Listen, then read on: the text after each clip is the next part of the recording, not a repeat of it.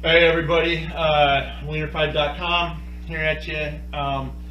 Go ahead and get those kids sent out of here, unless you don't mind them hearing some cuss words and stuff.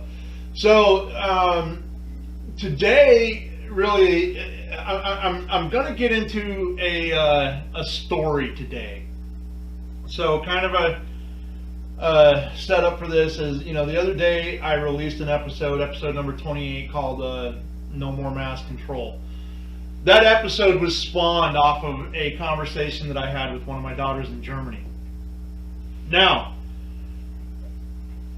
in response to that video, apparently I ruffled some feathers, and apparently my daughter is pretty pissed, and that's unfortunate. That's really unfortunate.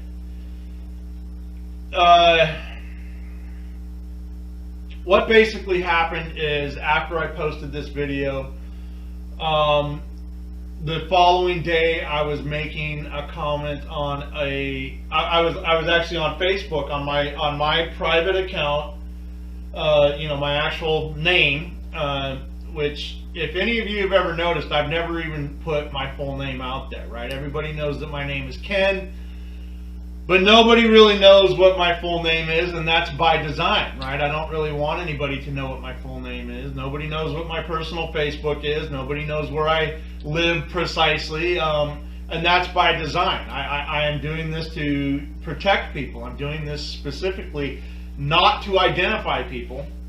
It's not that I'm afraid of myself, but I don't want my wife or kids or anybody else to ever be caught up in any type of danger because of anything that I talk about. Anyway, so the other day I was on my private Facebook account and I was making a comment on some other friend's post, and my daughter proceeded to get on there and publicly shame me for what she perceives to be as me being a deadbeat dad. So obviously that turned into me blocking her off of my private Facebook account. So here's the thing: when she did that, people, my business is attached to my private Facebook account. My wife is attached to private Facebook, and my daughters, even the ones in Germany, are attached to that. So by her doing that, she opened up a whole can of worms. She wasn't just attacking me personally. She was attacking my business, my wife, my younger kids, and it was completely unacceptable. So I actually ended up having to block her off Facebook, and of course there was some pretty nasty messages sent back and forth. And basically it kind of culminated with me telling her that if she really feels that way about me, that she can go ahead and fuck off. And I stand by that statement. Here's the thing. I'm going to go ahead and tell the story. And this may be a multi-part episode. I'm not for sure. If I can get it all into 30 minutes or so, then maybe I'll leave it all as one episode. But if not, then I'm going to break it up into several different episodes. So let me begin. In episode 28, I kind of talked about the beginning origins of my ex-wife and everything that kind of happened with that. And let me tell everybody first, before I start this story, this is not to excuse my behavior. This is not to try to make anybody look bad. The simple truth is that there are three sides to every story, right? There's my side, there's her side, and then there's the truth, right? There's the true side. I know, going into any story I ever tell, that my perception is not always the most accurate. I mean, I have so many different things going on. I try to stay as closely to the truth as I can, but human nature is always going to have some sort of deviation or it's just human nature. So again, there's three sides to every story. Also, before I begin this, let me please explain that I have kids all over the world. And it's not something that I'm bragging about, but I love all of them. And there is a reason why I behave the way that I behave when it comes to divorce, when it comes to child support, when it comes to alimony and all these other feminist ideas. There's a reason why I behave the way that I do. And this episode, or this series of episodes, may it is going to lead into further discussions about things like alimony and child support and all this other kind of stuff. So let me start. Okay, so I kind of delved into the story a little bit the other day with episode 28, but let me actually start from the beginning of my experience of marrying a German woman and what led up to yesterday with this argument with my daughter. So, going back to, I think the year was probably, it was 1999. And back then they didn't have, like Match.com or eHarmony or any of this shit. Back then they basically had like AOL chat rooms, right? I mean, everybody my age and older probably remembers. There really was no such thing as dating websites. There really was just these like, you get onto AOL, the old dial-up internet, you'd sit there and wait for 10 minutes to connect to the internet, and then, you'd pop up with an AOL screen, and there was all kinds of different chat rooms, right? So they had chat rooms that, like you could make your own chat room, like motorcycle lovers or whatever, and then people who wanted to join in that chat, you could invite people. It was just a very, very simple and basic system. So anyway, I was a young soldier stationed in Savannah, Georgia, and I had basic internet access. I had one of those old big ass, desktop computers, and just slow as hell. So anyway, on my time off, I liked to go out and meet women, and I liked to try to make it as easy as possible. So I was on these AOL chat lines quite a bit, and I happened to run across this girl from Germany. And we sparked up a conversation, and it went well, and so, long story short, we ended up talking for several months. And, I felt a strong connection with her. I mean, she was hot as hell. And so I really, every day, it was almost religious, right? We had a set time that we would talk, and it was very structured, and I really, really liked this chick. I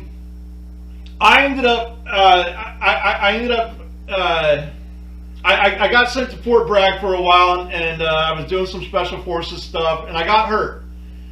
So the Army gave me the option to where I was getting ready for my time to end my enlistment, or I could have reclassed into a non-combat MOS. So I went ahead and chose to get out of the Army. I had shattered my ankle in like 7 places. So, this was all part of going to special forces school. So I really didn't know what I wanted to do in life. I really didn't know where I was going. I was young. By the time I did my first 3 years in the Army, I still wasn't even legally old enough to drink. I was still only 20 years old by the time I ended my first 3-year enlistment.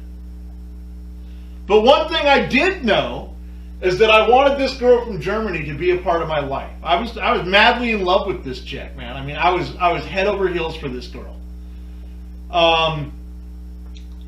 And she had promised me that the day that I was going to get out of the Army, right, that she would go ahead, or within a few days at least, that she was going to fly to America and come and visit me, and we were going to live this great life, forever and everything. This had been planned for several months. So anyway, the day before I signed out of the Army, here again, I couldn't walk, I had a broken ankle, all kinds of stuff, but the night before that, she didn't show up online, and it was very unusual and it was very odd. So come to find out, she had gone out on a dinner date, she said, with one of her colleagues from work, and she ended up kissing the dude. And I personally, I always believed that they slept together. I don't know, and I don't really care. But anyway, that kind of ended our communication, right? I mean, literally, the day I got out of the Army, when she was supposed to fly to me, I was like, fuck you, I don't really ever want to talk to you again. So I got out of the Army and I left. I went back home. I went up to Montana, stayed there for a minute, and then me and one of my little brothers ended up moving to Salt Lake City, Utah. And I was working there as an electrician. So anyway, several months went by. I mean, I'm talking, like 6 or 7 months went by where I had no communication with this chick whatsoever. And then one day out of the blue, she basically emails me, or she called, I can't remember if she emailed me or she emailed my mom. But basically she was like, hey, I want to come to visit you in America. I'm sorry, blah, blah, blah. Can you forgive me? And, I was kind of at the point in my life where I was just like, fuck, I guess I can start talking to this chick again. If she wants to come and visit me, then, fucking come on. So now this is how I'm remembering this. I may have some small details mixed up, but this is how I'm remembering this. Okay, so she flew to America. She flew from Dusseldorf, Germany, and she flew to Salt Lake City, Utah. And, I remember going to pick her up at the airport, and, seeing her in real life, I was so mesmerized. I mean, she was so pretty. And, she was European. She was... Now, keep in mind, to this point in my life, like I said, I had already done 3 years in the Army. I had just turned 21 when she decided to come and visit me. So my experience in life, I had spent a year of my life in Korea. I had traveled around a lot of Asia. I'd been to Japan and the Philippines and stuff like that. I had been married once before, and I'll tell that story another day. But that marriage didn't last very long. In fact, that wife actually left me when I went to Korea. She ran off with a Marine because she said I was gone too much. But me and that first wife actually had a daughter. So anyway... when this German girl came to visit, I still had limited experience in the world. Like I said, I'd been to Korea for a year, but other than that, most of my duty assignments, I'd done a couple of pretty cool things in the Army, but my experience in life was really limited to, growing up in Montana and Washington State, being in Georgia for a long time, and then being in Korea and other Asian countries like that. So I really didn't know much about European culture. I really didn't know, I didn't know how liberal they were. I didn't know how feminized they were. I didn't know any of that stuff. I'd always heard of, the liberal Frenchies, but I always assumed that Germany was a very conservative place. My family came from Germany, and my great-grandpa actually still spoke German up until the day he died. So I always envisioned German people as being, these staunch, tough, very politically conservative people who were ready to fight in wars and who were ready to try to, kind of defend their names. That's how I kind of envisioned Germans up to this point. So anyway, here again, out of the blue, like we hadn't talked for many, many months, and then out of the blue, she's just like, hey, I want to come to America. When, is it okay if I come and visit you? So I'm like, yeah, fucking go ahead and come on. Here again, I don't know what happened with her and her colleague, and I didn't really give a fuck. All I know is that it broke my trust with her. But I told her to go ahead and come on to visit me in Salt Lake City, and she did. And I really respected that she was brave enough to do that. I really, really respected it. I really, I admired that kind of courage, that she would be brave enough to just jump onto an airplane by herself. and head to America to meet a guy that she'd never met in real life. And it really attracted me to her even more. So anyway, the first couple of days when she landed were pretty rocky. I mean, we actually argued a lot. I mean, it was not a very good meetup. In fact, I remember one night. Now here again, I didn't understand where she came from, and it was completely new to her to be in America and see things like pickup trucks, right? And I had this big old Ford pickup truck, this big old F-150, piece of crap, loud, just monster truck of a truck that, to her it probably looked like something out of a movie that she'd never seen in real life, because they just don't have those kinds of vehicles in Germany.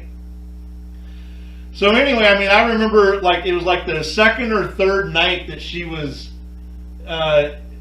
visiting, and I went to take her to a restaurant, and we got into a hellacious argument. And basically what the argument was over is, she kept almost trying to push me off.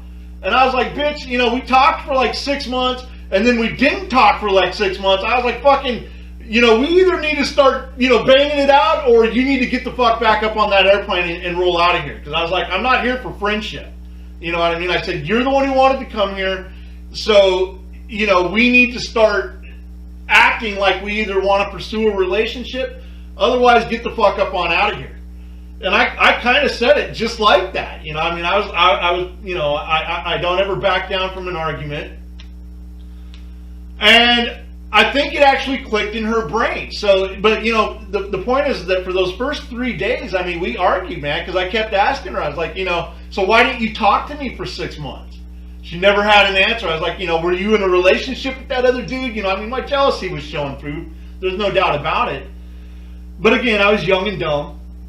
And, it just seemed like everything about the whole situation was, like my apartment wasn't big enough for her.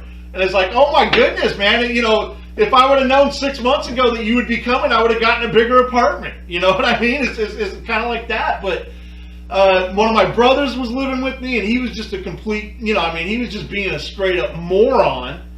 But anyway, after that one argument where, basically it ruined the whole night, I told her she could go fuck herself. I told her I was going to take her back to the damn airport in the morning.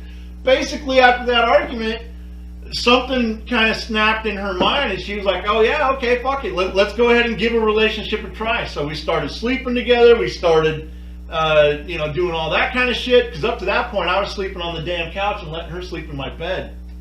And it just was pissing me off more and more. So anyway, that is kind of how the entire relationship started. It was literally started off of no trust. It was literally started off of an argument. And if I would have been smart enough to know it then, I should have, in all honesty, I should have taken her back to the airport, and I should have sent her on her way, because I knew from day one of being physically with her that we were not mentally compatible. I knew, first of all, she was entirely too aggressive as far as arguing back with me. She was entirely too fucking, just not afraid to say whatever the fuck she wanted to say. And man, I knew it was a toxic relationship from the very beginning. But man, she was pretty, and man, I was so attracted to the, just the exoticness of a foreign woman and all this kind of stuff. And I still thought in my mind, she was a couple years older than me, keep in mind.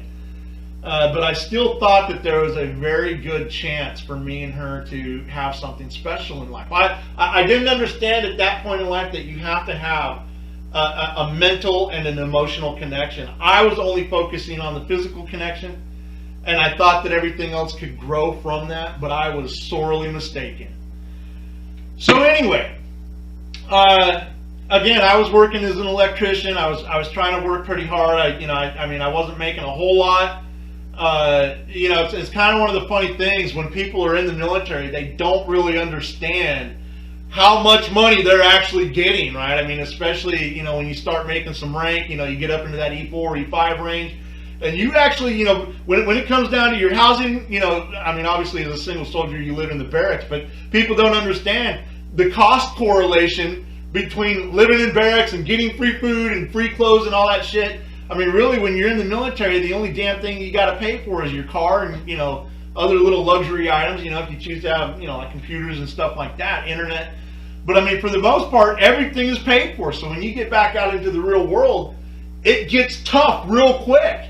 And, even when you're making, well, I think at that time in Salt Lake City, I think I was making, I don't know, I want to say like $14 or $15 an hour as an apprentice electrician, which was pretty good. I mean, actually, in all reality, thinking 20 years ago, that was actually very, very good. But anyway, so I was working my ass off.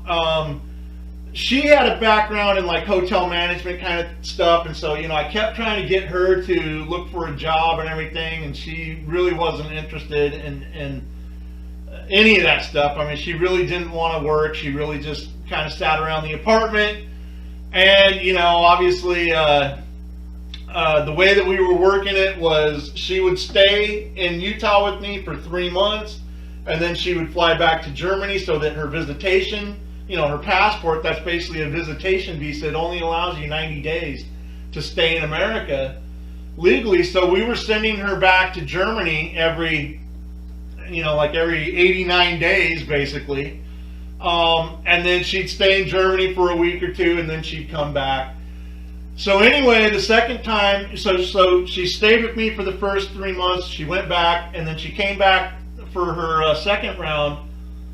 And basically, it was kind of a disaster. I mean, it just was no fucking bueno whatsoever. I mean, we just were arguing. It was no good. I was getting very tired of my job as an electrician. I had been working there for about a year, and I wanted to kind of upgrade my. I actually was looking at buying a little mechanic shop. I've always been an entrepreneur, and that was one of the big things that set our arguments, was that she didn't want me to take that route. Here again, being from Germany, they don't understand entrepreneurialism over there the same way that we do. She wanted me to stay with my job, and I was like, man, I'm just not happy. So I had a big family reunion coming up in Montana, so we decided to go ahead and send her back to Germany for the second time. The full 3 months was coming up pretty close, so we were like, just go ahead and go back to Germany. So she did. She went to Germany, back to Germany for the second time, and I went to Montana to my family reunion. And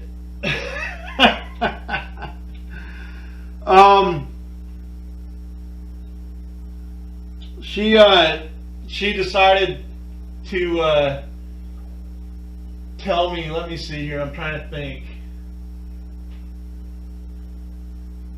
Yeah, she decided to tell me that she didn't want to come back to the States, but that she wanted me to come back to Germany, or she wanted me to come to Germany to be with her. So I got back to Salt Lake City, I quit my job, and I sold all my shit. I sold my truck, I sold everything. And I got onto a plane and I flew to Dusseldorf, Germany, where her and her mom picked me up. And this is really where hell began. So, I'm in Germany, no money. I had enough money scraped up to basically live, to get the plane ticket. I mean, back then those plane tickets were like $1,800 or something like that. So I'm a young man, 21 years old. I'm in Germany, a foreign country, didn't speak the language. Now keep in mind, she spoke perfect English, right? I mean, most Germans do. She spoke perfect English, better English than I've ever heard any foreigner speak. So she was not struggling while she was in America. The only thing that she didn't like about being in America was that she was away from her family. So anyway, I went ahead and I decided, fuck it, man. I had already spent many years away from my family while I was in the Army, so it was nothing new to me. So I went ahead, and like I said, I sold all my shit. I mean, I sold everything. I left my little brother hanging in Salt Lake City on his own. You know, I figured that he was going to be able to handle all the rent and everything. I thought he was going to be able to do it, but in turn, it actually ended up giving him a mental breakdown, a nervous breakdown. I mean, he actually went into a full-blown, like literally like needing medication and shit. My parents had to come and bail him out and take him back to Montana. I mean, it was a bad thing. I mean, I actually fucked him up a lot by leaving him there, because he had never been away from home. And when I left him, I thought that he was mature enough to handle it, but he wasn't. So when I rolled out on him and when I went to Germany, anyway, so I got to Germany and I was, this is a regular civilian. So I didn't have a work visa. I didn't speak the language.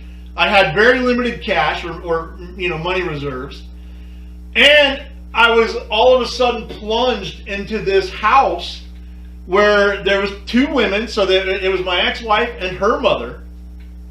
And her grandmother lived right next door. And her sister lived right next door to that. So her sister lived with her grandmother. So it was like one big family unit of, basically like row houses. And I had never seen anything like that in my life. I was like, man, where's the backyards at?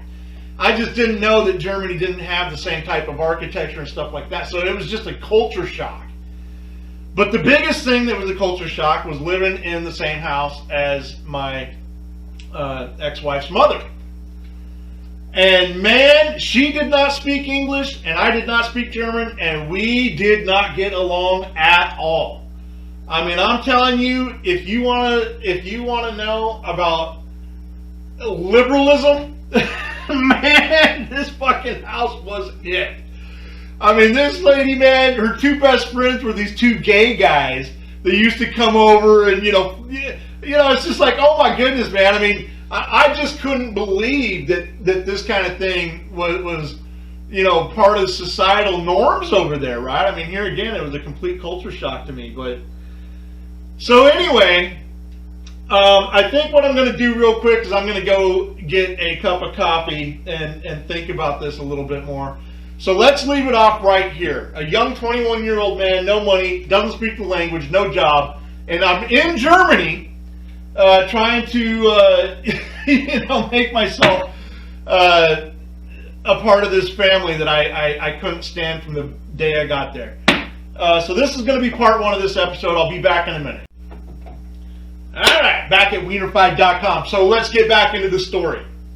So here again, a young 21-year-old man stuck in Germany, doesn't speak the language, no money, living in this house of pure feminist shit. Alright, so aside from the obvious cultural differences, things like food and stuff like this, I think what was going on was, first of all, I wasn't willing to bow down to anybody. I don't care if I was a guest in their house. I didn't care if I was a soldier. I was not, by this point in my life, I was not willing. I'd already kind of grown this kind of like arrogance that I've always had, but it really was heightening as I started this phase of my life. I didn't want to take a whole lot of direction from anybody. I didn't want to really listen to reason. I was kind of a hot-headed, young man. I was in excellent condition. And I knew that I could attract some pretty hot-ass women, and so I really wasn't willing to sit there and take any type of, degrading or emasculated type of, relationship. And being in this house in Germany was the epitome of, two feminist women who thought that I basically needed to shut the fuck up and bow down to them. They were always very respectful. I mean, I'm not saying that they weren't. But as time went on, I mean, here's the thing. So in Germany, you can't get a job if you don't have a work visa. And you can't get a work visa if you don't have a job. So basically, the only way to do it is you have to find a company that will basically write you like a letter of acceptance saying that if you get a work visa, that they will hire you. So I was going back and forth with the German, I don't know what it's called. I was trying to apply for my work visa. I was trying to do things, through the legal process. I didn't speak the language well enough, so they kept denying me. And it was actually interesting because, I had the letter of acceptance. I had it was actually my ex-wife's, her place of employment, a really nice, like a 5-star hotel type of thing. She actually was able to talk to the general manager and get me a position as like a greenskeeper. And I was down with it, man. I mean, I was ready to go. I mean, shit, it would have been a great job. I would have loved it. But here again, I mean, every time I'd go into this like courthouse type of thing where you apply for your work visa, I was never able to pass the language proficiency test. And even though everybody in Germany speaks English, I mean, it was really kind of stupid to me. The one person who didn't speak English was my ex-wife's mother. And man, anyway, it was constant arguing. It was constant discomfort. Little things. Like I remember one time her mom got really, really upset with me because I didn't put the toilet seat down. And I was like, fuck, I'm sorry. I mean, I grew up on a farm. We literally had outhouses where I grew up. And obviously being in the army and being in, male units, I mean, I never put the fucking toilet seat down in the barracks. I mean, that's just not something that was ever even, required. But anyway, it was just little things that kept adding up, and we were fighting and arguing constantly. I mean, I'm talking constantly. So Christmas time rolled around. I'd been in Germany for quite a while. I mean, I'd been in Germany for, I don't know, at least 4 or 5 months, if not 6 months. And again, for whatever reason, I just was not accepting the German culture. The only thing I liked about it was the beer. And man, I'll tell you what, my ex-wife, man, she had this cousin that would come around every so often that was just fucking smoking hot. I mean, I'm talking, when you think of the typical German, like the 5'10", blonde-haired, blue-eyed, that, other than associating with her, I tried to socialize with my ex-wife's friends, and that I just couldn't bond with them because, I learned very quickly that the men in Germany are all a bunch of emasculated pussies. And I just couldn't stand to be around any of them. I couldn't even stand. And, here again, I've never been a uber social person. But her friends bothered me because of just, just so pussified, man. So fucking wienerfied. But anyway, I wasn't getting along there. I wasn't making any money. I wasn't able to do some of the things I wanted to do on my own because of language restrictions and, other things like that. I did try to leave the house as often as I could. Unlike when my ex was in Salt Lake City with me, she never left the apartment. We had a fucking park right across the road, and she never would even go over there just to do some basic walking and get fresh air. But while I was in Germany for that, that amount of time, that first time, I did try to go out. I did try to, I would go into shops and I would talk to people, or I would go to the park and walk around. I mean, I didn't want to be cooped up in the house all day long. So anyway, Christmas time started coming around, and I don't know if it was because I was a little homesick or because I was just so pissed off at the way that their culture is over there. But me and my ex ended up getting into a pretty serious argument one night. And she was a thrower, right? I mean, she was a thrower, man. When she'd get pissed, she'd pick shit up and she'd throw it at you. Well, on this particular night, she picked up this big old watch. And she threw it at me and it hit me, man. And I picked that fucking thing up and I pegged her right in the fucking head with it. I got no problem admitting this. I've got absolutely zero problem admitting this. This was the night before Christmas.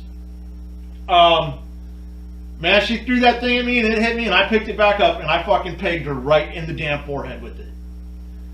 And of course her mom came running up and she thought that I was getting ready to kill her and stuff, and I wasn't. It's just that I'm not going to be abused. Call me an abuser all you want, but I'm not going to allow a woman to fucking treat me like that. Straight up. So anyway, we got back down into the living room, and her mom was yelling at me in German, and I was yelling at her in English, and basically I told them, I was like, look, man, you brought me to Germany, you need to figure out a way to get me back home. So, my return airline ticket had expired, and there was no refunding it or anything like that. So I basically told them, I was like, look, man, you guys brought me here, you guys need to get me back home.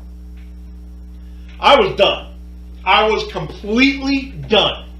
I was tired of arguing with a woman who thought that she didn't need to listen to me. I was tired of being in a society that, that they pretty much have three functions in life, and that's fucking beer, Wiener Schnitzel, and Fasching parades. And I was done, man. I wanted to go home. I had had enough of the German experience. So I packed all my shit up. I told my ex, and keep in mind, we were not married. We didn't have kids or nothing. There was nothing keeping me there other than my love for her. But by this point, man, I'm telling you, it was pretty much fucking done. So, they drove me to Dusseldorf, Germany, dropped me off at the airport. Now keep in mind, I had no idea how I was going to manage this. My return ticket was expired. I think her mom gave me like 400 euros or something like that. I know she gave me something. I cannot remember the exact amount, but she gave me something, right? And they basically sent me on my way. They basically said, nice knowing you. Get the fuck out of our car. We'll see you later. So I was able to walk into the Dusseldorf airport the night before Christmas, and I was able to show them my return ticket, even though it had expired. And I talked to Lufthansa or United Airlines or whoever the fuck it was, and I explained my situation. And so they put me on a plane back to New Jersey for free, basically. I mean, they basically honored my return ticket, and they put me on a return flight on Christmas Eve back to Newark, New Jersey. So I landed in Newark on Christmas Day, 2000, so right, the winter of 2000, right before 2001. And from there, I was able to get a bus ticket with the money that her mother had given me, and I took a bus to Montana. I did not make it back to Montana on Christmas Day. It took, I think, like 3 days to go from New Jersey to Montana, but it was, and I was pissed, man. I was truly heartbroken. I can tell everybody that I cried the whole fucking way. The whole plane fight, the whole bus ride, I cried the whole fucking way. But it was also a time of reflection and being able to say to myself that, man, it's just not okay. What has gone on up to that point with that relationship was not okay. And I was very relieved to be done with it. So, several months go by. Again, no talking to this chick. Several months go by. I'm hanging out in Montana, just kind of doing my thing. I think I was actually working at I can't remember. I was working at a tire shop or some shit like that. Really, just working some menial job, just $12 an hour kind of thing, just to kind of get by. And one day, here again, I get a phone call from Germany. And all of a sudden now, it's this chick telling me that she's pregnant. Now, like I said, like 5 months had gone by, 5 or 6 fucking months. And I mean, it was summertime, I remember that. It was, yeah, so it had to be like June or July. I can't remember the exact time frame, but basically, she was like, hey, I'm pregnant. What do you want to do? So I was like, and she wasn't just a little bit pregnant. She was, you know, like full blown, like 6 months pregnant. So the dates added up, right? Anyway, so the first question was, you know, like, what the fuck? How are you pregnant? You were supposed to be on birth control. And she was like, yeah, I stopped taking birth control about, you know, like 2 months before you left Germany. And I was like, really? That's fucking funny. That's really fucking funny. So, I tried to do the right thing, and I actually did what's called a marriage by proxy. So, you know, we went to the courthouse. Me and my mom actually went to the courthouse. We had to do like a power of attorney and all this kind of stuff. It was actually a really difficult process, you know, like trying to, you know, expedite packages back and forth, you know, letters and shit back and forth to Germany. And I did what's called a marriage by proxy. So my mom basically stepped in and took her place, and, you know, just for legal purposes, we were married in the state of Montana by proxy. She was in Germany, I was in Montana, but it was still a legal marriage. And my mind thinking of this was that, you know, because here's the thing, at this point I told her, I said, you need to go ahead and come back to America, because I'm not willing to come back to Germany, at least not under the standards that I was there at.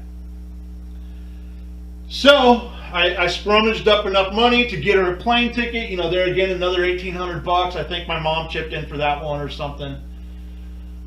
She had been working, so she had a little bit of money too. And basically we got married by proxy. And a couple days later, you know, I went and rented a house in Montana, in Great Falls, Montana, the whole 9 yards. So I was ready for her. I was ready to take responsibility for the child that was in her womb.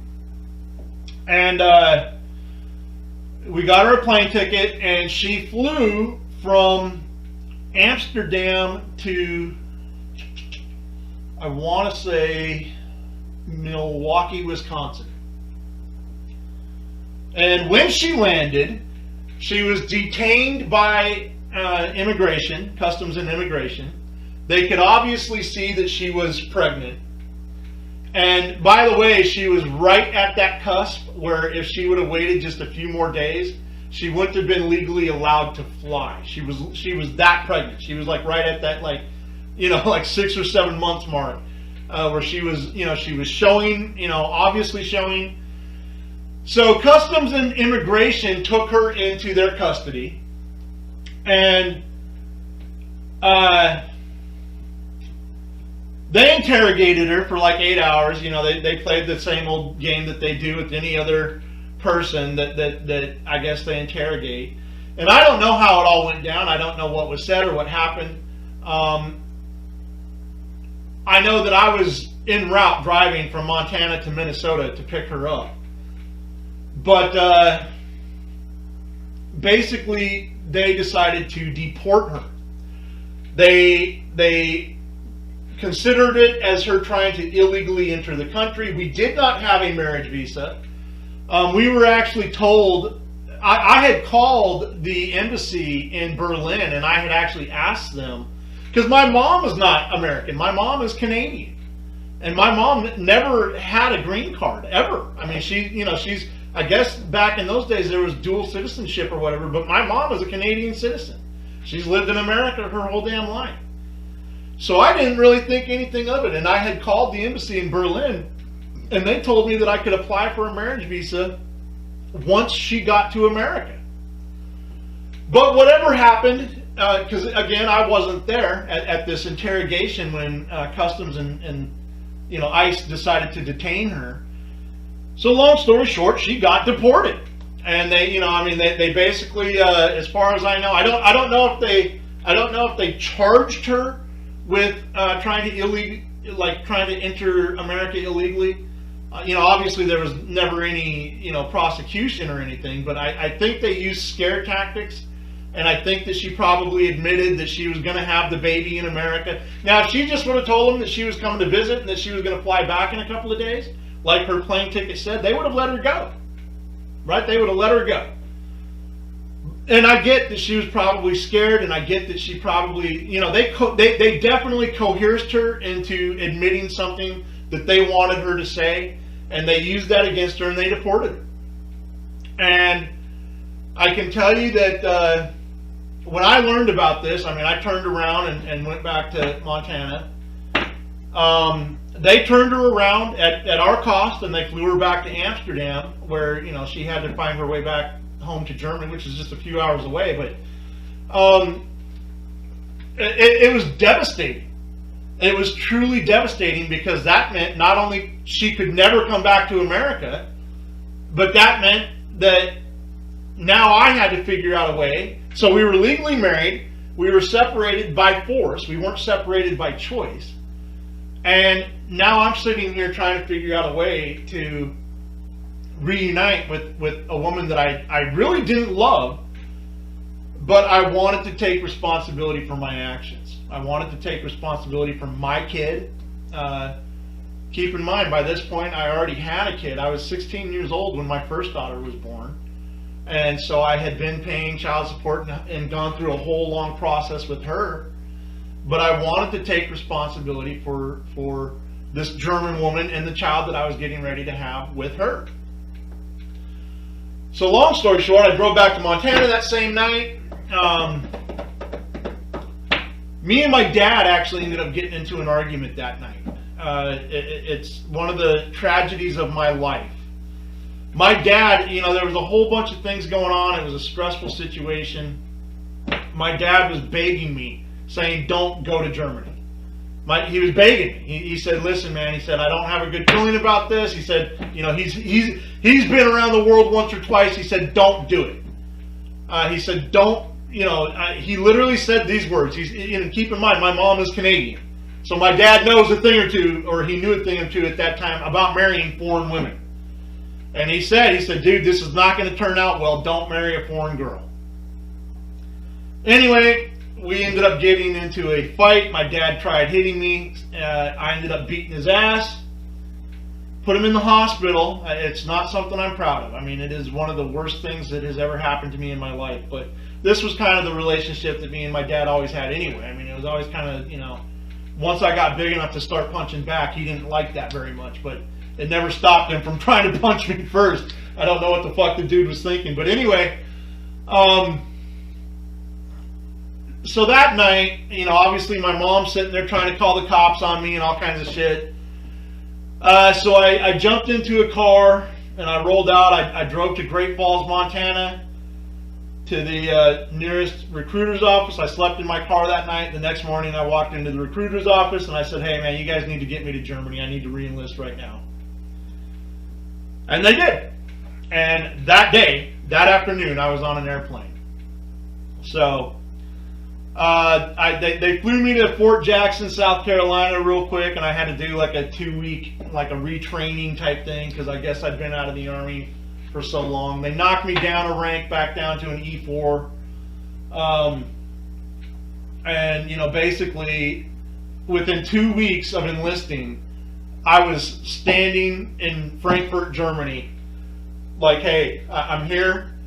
Obviously you got to go through all of your in-processing and stuff. I ended up being assigned, the Army reclassed me to be a air defense artilleryman. Well, that's the unit that they put me into. They reclassed me to be a mechanic, but they put me into an air defense artillery unit. And it was a NATO asset, but during in-processing and all this stuff in Germany, I was able to get housing set up.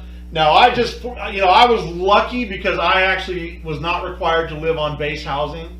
There was no base housing available when I got there. So I literally got there at the perfect timing to where the Army allowed, they basically gave me a housing allowance, and they allowed me to go find an apartment in the German community.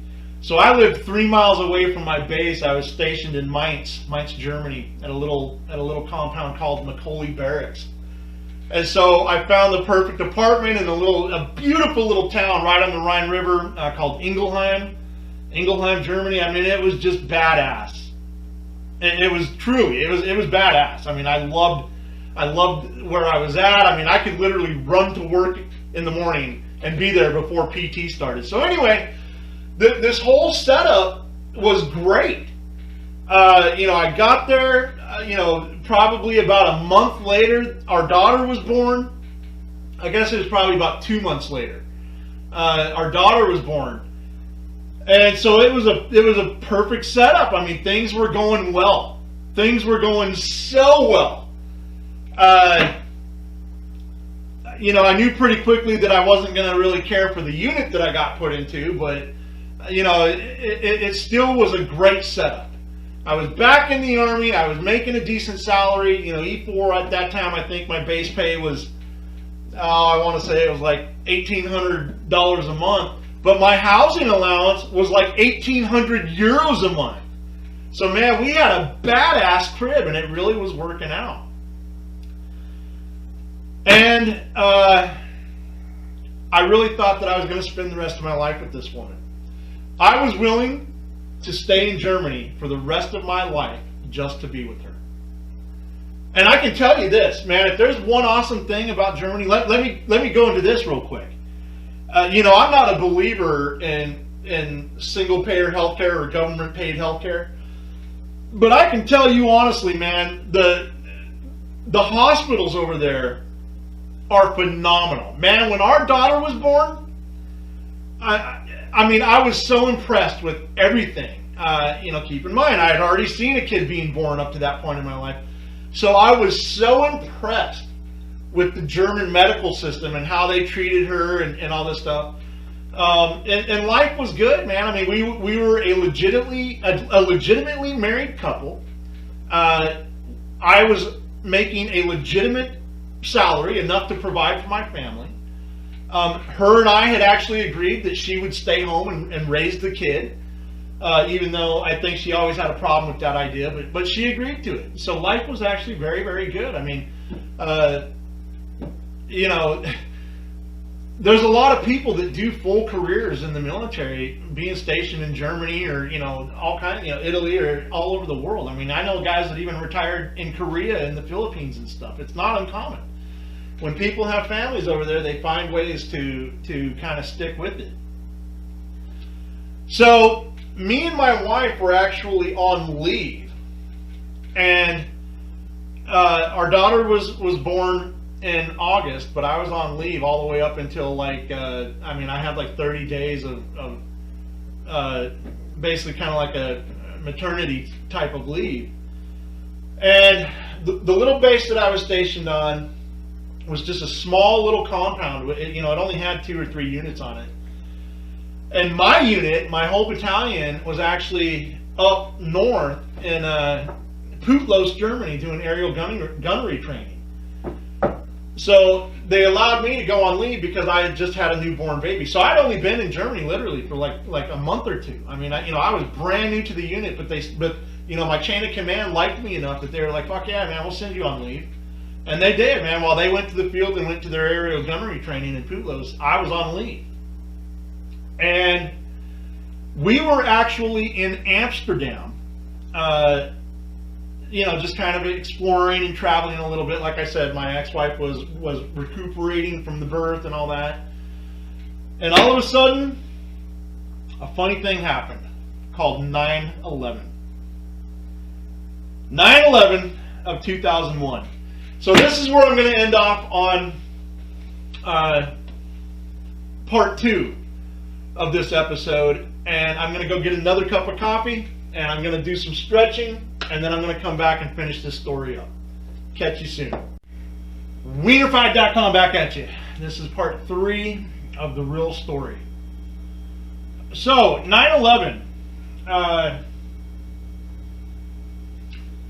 9/11 is one of those things that a lot of people have already forgotten, especially if you were a young kid. 9/11 was it was a changing point in my life. So, getting back to the story, we were actually, myself and my ex-wife, we had just had our daughter. I was on military leave. For those of you who don't know what that is, that means that I was on like vacation days, right? You accrue so many vacation days a year in the military, and it's called leave. So anyway, I was on leave because our daughter had just been born. My unit was up in North Germany doing aerial gunnery training, and we were in Amsterdam, just literally on vacation almost, like, trying to recoup and stuff like that. And we literally had no idea what had happened. We were not watching any TV. We were not listening to any radio. And it's actually very interesting because we left Amsterdam that day, and to get back to my base was about, like a 5, maybe 6 hour drive, depending on weather and traffic. So we left Amsterdam not knowing anything about what had happened. I don't even know if it had happened yet. And we drove back to Germany, down to Mainz, down to our apartment in Ingelheim. And almost, I'd probably say within 20 minutes of us getting back. Now, at this point, I had been on leave for probably about 20 days. So I think I had like 10 or 12 days left, something like that. So we walk into our apartment, and at this time, everybody in the Army was required to have, we're talking 2001, so everybody, at least in Germany, and at least in my unit, everybody was required to have a cell phone. And so, as soon as I walked into the apartment, maybe 20 minutes later, my doggone cell phone starts ringing, and, I could see the number on it was, staff duty. Whoever was on the rear detachment on my base, obviously somebody was calling me from my base. So I answered, and normal fashion and everything, and this sergeant proceeds to tell me that I need to come in to the base to check in. And I even asked him, I was like, because that happens every now and again when you're on leave, right? I mean, sometimes they do like a muster roll or something like that where they just want everybody to come in and check in. But I knew that my unit still had like 15 days left up north. And so I was just like, I was just like, man, what do I need to do? Do I just, do I need to shave? Do I need to get into uniform? And he was like, nah, man, just try to get here as quick as you can just so that we can sign you in. So I didn't shave. I mean, I had a full goatee going. I didn't get into uniform or nothing. I just, like exactly like what he told me to do. I jumped in the car and I rolled up to the gate. And I could tell as soon as I got to the gate that something wasn't quite right, because the gates were completely, we had a big fence around our entire compound anyway, but usually the gates to the entrance weren't closed. There was usually just security guys there. But this night, it was nighttime by the time this happened, the gates were completely closed, and it was soldiers that were standing outside guarding everything instead of the normal security guys.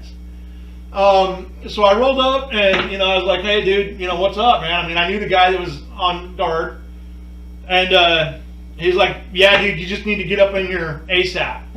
So they opened the gate, I rolled up in there, they shut the gate, and then that's when I figured out that 9/11 had happened.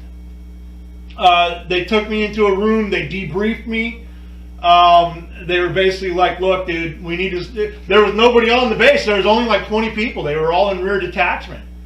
And so they were like, we need every single person here. They were like, your leave is now finished. Nobody's allowed to go home, nobody's allowed to call, so I was in civilian clothes with the goatee pulling guard duty with the damn M4, doing roving patrols around this little tiny compound. That was maybe all of about, 15 or 20 acres.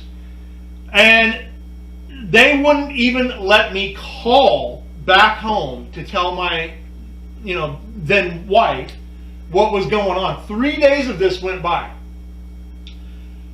We only had one car. My wife had a newborn baby.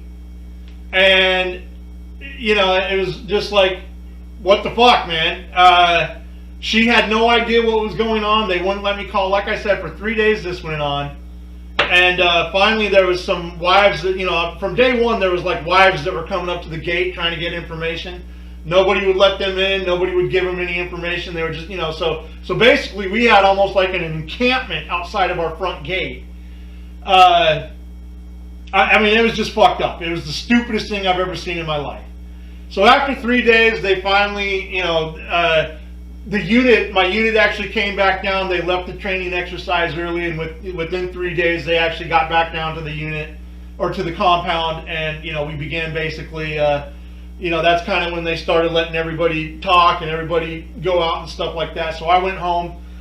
Obviously, my ex-wife was fucking furious. And that was kind of the start of 9/11. I mean, it turned my entire world upside down just within a matter of minutes. And so that was kind of the norm from that point forward. You know, I mean, I did go ahead and buy a second car just in case we needed a second car. But basically, I got put onto a rotation. My unit just happened to have what's called Avengers for an air defense artillery. It's basically a big missile pod on the back of a Humvee. So we got tasked with pulling, you know, security convoys and pulling base security on multiple different compounds all over Germany. And my platoon, we actually ended up, you know, going to several different locations. But, you know, basically we were doing 24 on, 12 off. That was kind of our rotation. 24 hours on, 12 hours off. And so basically, if we were within close enough proximity to our houses, if we weren't at a base, you know, too far away, then we were allowed to basically go home for 12 hours, you know, after every 24-hour time period. And it was fucking brutal. So basically, the way my unit did it, at least, we did 8-hour shifts. So we do 8 hours out, 8 hours on, 8 hours off, 8 hours on, and then 12 hours off. And then we would start the cycle all over again. So, long story short, I mean, from the time that 9/11 happened, now we did expect initially to be sent to Afghanistan, but our orders never came down for that. But we knew that we were going to be going to Iraq. In fact, everybody always talks about how the war started in 2003, right? In March of 2003. Well, my unit, we actually got tasked with loading the entire division's ships, all of the equipment for the entire division. So we got sent to Belgium for 3 months in 2002 to load up the entire division equipment stockade. So we knew that we were going to Iraq before Iraq even started. We knew that we were going to Iraq. When Iraq happened, now, so here again, I mean, so this is just one thing after another. So in that time period between 9/11, 2001, and March of 2003, I mean, I was home for all of about maybe 2 weeks. And it was, you know, I mean, it was causing a serious burden. Here again, I mean, we were arguing daily. We were, you know, even talking on the phone, you know, like if I couldn't come home, I'd call her. You know, and it just was so toxic, and so she felt like she was alone, even though she was still in her own country. She was about 4 hours away from her family. They all lived up north. You know, Frankfurt and Mainz is kind of like central Germany. Where she's from is up in northern Germany, and about, you know, 4 hours away on a good day. You know, so she felt isolated. She didn't know anybody in that town. You know, she didn't really want to go stay with her mom because she never knew when I would be allowed to come back home. I didn't really have a set schedule where we would, you know, where everything was kind of scheduled out like that. I mean, we were kind of just at the mercy of wherever we needed to go is where the Army was sending us. And she didn't understand because she comes from a country that doesn't have an active duty military, right? We disarmed Germany after World War II. So she didn't understand this concept that you have to do what the Army tells you to do. It's not like I was out there volunteering for shit. But she didn't understand that. She didn't understand that, if my commander said, hey man, your platoon is going to this compound to go do, full guard duty, an order is an order, right? You can't disobey a direct order. And so, she had noticed that there was other soldiers that were in different units and stuff that were not tasked the same way as us. Like every time she'd go on base to go to the PX or whatever, she always would have to go to Wiesbaden Army Airfield to go to the, the main PX and all that kind of stuff. And so she would see these other units that really weren't doing a whole lot, and she literally thought that I was out there volunteering for all of these missions and all these training extras. And it's like, man, dude, trust me, nothing could have been further from the truth. She really didn't understand it when we got sent to Belgium. Like I said, that was like a 3 or 4 month time period where there again we were completely locked down. We weren't allowed visitation. We weren't allowed to call very often. It was very, very hush hush, very secretive. It was during this time that everybody started having to put in all their security clearances and all this kind of shit, and it's just like, man, it was just fucking stupid. 9/11 was the dumbest shit I've ever seen in my life. The way that the U.S. military handled it, at least in Germany, was absolute garbage, man. There was a lot of people that were getting divorces because of the way that everybody was just, it was just overload. It was straight up overload for no fucking reason whatsoever. So we did Belgium, and then literally we got back to Germany, and I had a hernia surgery, so I was having a hard time even walking. I was actually non-deployable. But my platoon got notified that we were deploying to Iraq on advanced party 2 days after we got back from Belgium. 2 fucking days after we got back from Belgium. So there again, just the luck of the draw. I was actually non-deployable. My commander was like, dude, you better fucking suck it up because you're going whether you want to or not. So we rolled out before the war even started on advanced party. The first groups in Iraq was basically 10th Special Forces Group and a couple of other NATO groups. Like I said, we were a NATO asset. And so our job was basically, to set up strategic points for air defense artillery. We knew that Iraq really didn't have an air force, but air defense artillery is used for many different purposes. You can use it, surface to air, surface to ground. There's all kinds of things that you can use. Those Avengers are badass. They really are.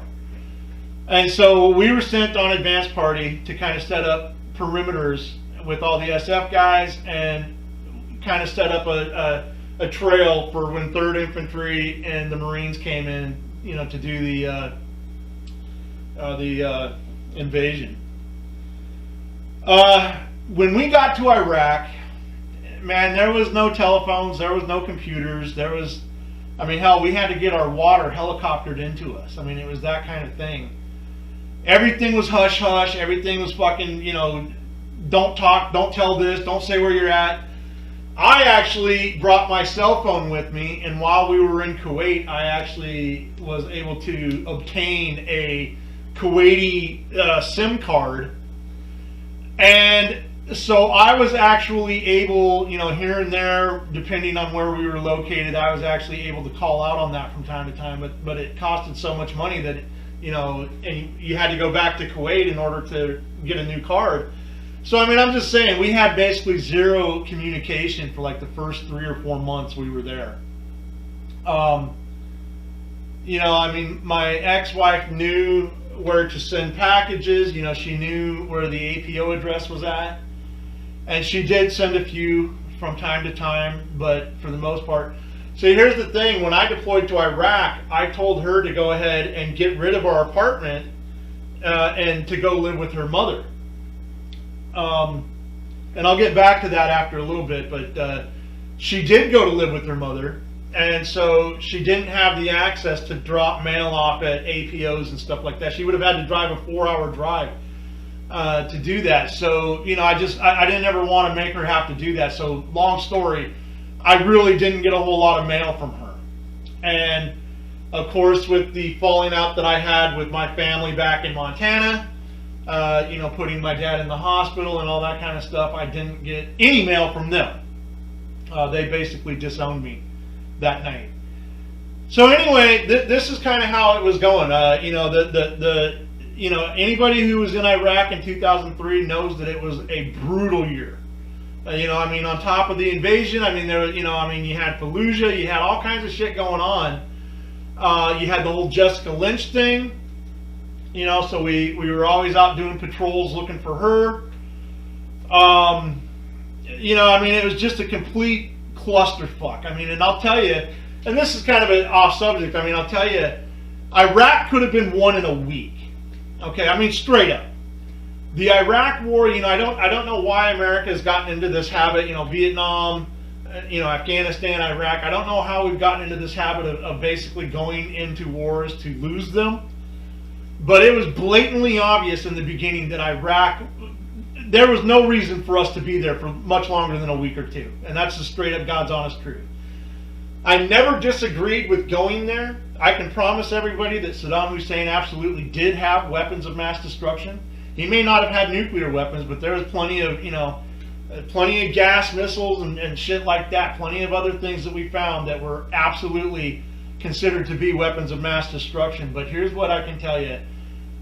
Why we fucked around and prolonged that war, I do not know.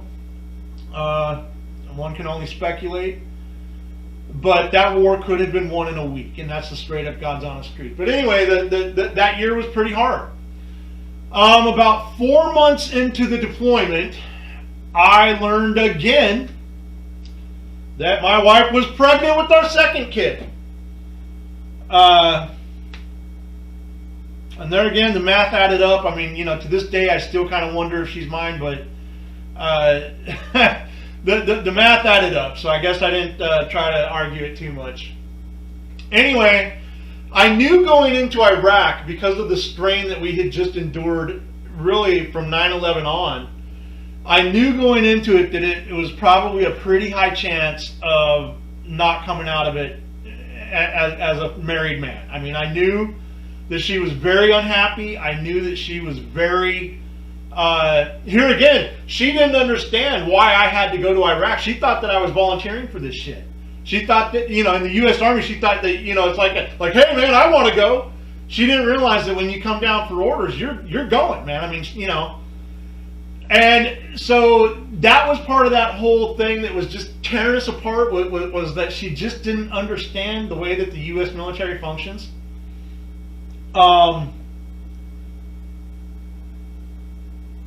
You know, I mean, it was just one thing after another. I mean, it just was one thing after another. But I'll tell you, it was actually Christmas. Here again, Christmas. Everything always seemed to revolve around Christmas. And the one argument that we got into that really kind of laminated it in my mind was on Christmas of 2003. You know, she knew, by this time we did have, you know, communication, and we did have computers, and, you know, our battalion was trying to set up, you know, like little talk centers and stuff like that for everybody to kind of be able to communicate more frequently. I was only able to talk to her about once a week. And that's if I was lucky. Now, they made it in a special thing for everybody to be able to talk to their loved ones on Christmas Day. And I remember I had told her the week before, I said, listen, I will be on, you know, we will be able to video chat on Christmas Day at such and such time. I said, I need you to be here, you know, be logged in online. You know, we had special websites and everything for everybody to go to be logged in and video chat and everything. And I told her, I said, listen, I need you to be there specifically at this time. Well, Christmas Day came along, and I was there at the battalion. You know, I had just came off of a pretty brutal... Now, keep in mind, while I was in Iraq, so my hernia surgery never was able to heal properly. So I ended up having 3 more hernia surgeries in Iraq because my same hernia kept rupturing. I had the option to be medevaced back to Germany, but I turned it down. I didn't want to leave my unit, right? I didn't want to be a pussy, so I kept fighting through it, and I kept doing my job. On Christmas Day 2003, I went to battalion to be able to video chat with this ex-wife of mine, and she was not there. She was not there.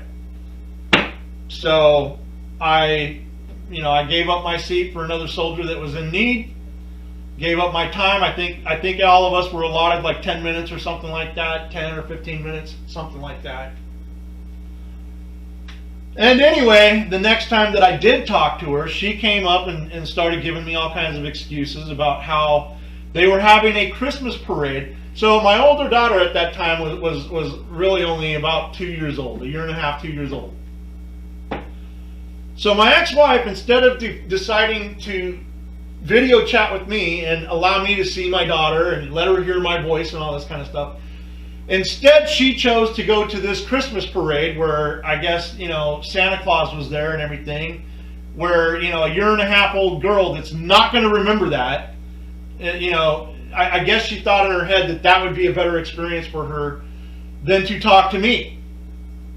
And I was fucking pissed. Man, I can tell you, I was pissed. I was pissed. I was fucking pissed. Anyway, our younger daughter ended up being born a couple days after that. She was born, I don't know, sometime in January, early January of 2004. So, by the time I got home, we had already had kind of this, basically an emotional separation. And like I said, I knew going into it that it was going to be a far chance for me to be able to come home. I'd seen it happen 100,000 times in the Army. And again, it happened to me with my first wife when I went to Korea. She left me because she said I was gone too long. So I was not a stranger to this. And I knew, really, I knew that there was really no chance. Okay, so check this out. So when I flew back out of Iraq, the only reason I was allowed to leave is because it was basically my time to get out of the Army again. And I was not going to re-enlist. I did not want to stay in the Army. By this point in my life, I had saved up enough money to try to start a business. Now, I was still going to stay in Germany, but I didn't want to be in the Army anymore. So my unit actually got extended for another 6 months. They ended up doing 18 months over there. I went ahead and filed for my ATS paperwork, and so I was actually able to get the brigade commander, a full bird colonel, to sign off on my papers to leave Iraq. And so I left Iraq, and when I left, I knew about 3 days ahead of time when my flight was going to be. So I was flying back in from Baghdad to Ramstein Air Base in Germany. And I was on a medevac flight, but I had called my ex-wife and I had let her know. I had said, hey man, I need you to come down to Ramstein. I need you to pick me up. I knew that I was going to have to drive back up to my base and, kind of check in and everything. But I was like, look, you need to be there at this and this time. Now granted, like I said, she had a newborn baby. It just wasn't really... long story short, man, I keep saying that. Long story short, I show up to Ramstein Air Base and she was not there to get me. I tried calling her. She had not even left her mother's house up in North Germany to come back down. So Ramstein was about 45 minutes away from our base up in Mainz. And she had not even left her mother's house, so she was still like 6 hours away, 4, 5, 6 hours away, depending on traffic. And it was winter time, so that made it even longer. So I'm calling and calling and calling and like, hey, what the fuck, where are you? And her only excuse is Now keep in mind that while I deployed, I had instructed her to get rid of our apartment. Right? That way we could have been pocketing that housing allowance. She was living with her mother anyway. So we could have been pocketing that housing allowance. The Army would have paid it to me regardless. But we could have saved that money. I mean, you're talking 1,800 euros a month for the rent plus utilities and all that other, I mean, we're talking a good $30,000 that I could have saved over that duration of time. That could have been saved going to a business or finding another apartment or whatever the case may be. But she took it upon herself not to get rid of the apartment and not to save that money, and instead she costed me a lot of money. And so this was her excuse when I finally did get a hold of her. So check it out. Okay, so I didn't get a hold of her right then. She wouldn't answer the phone. So I bummed a ride from this Air Force guy. This dude was a nice dude. He gave me a ride back up to my base.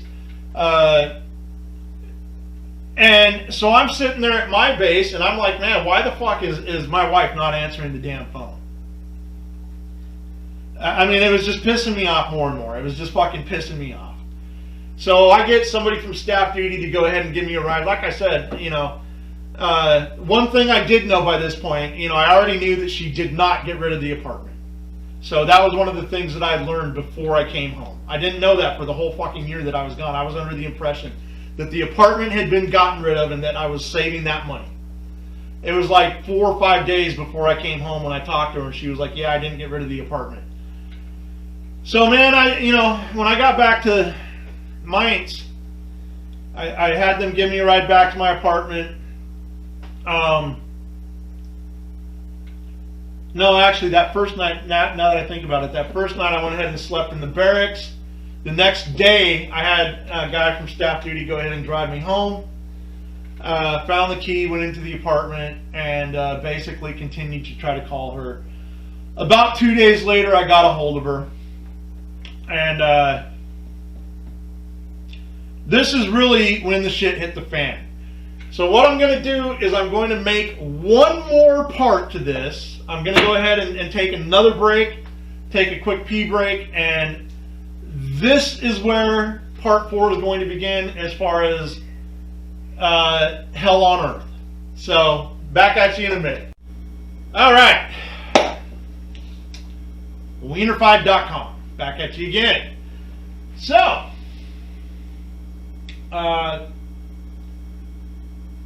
continuing on, this is part 4 of the real story. So, basically, I had, came home from Iraq and found an empty house. Man, I was fucking pissed. I was incredibly pissed. So, the way that it happened, typically when you get out of the Army, you're supposed to be allowed like 3 months of, you're preparing yourself to get into the civilian world and all this kind of stuff. But basically, the Army sent me back about a week before my actual ETS date. And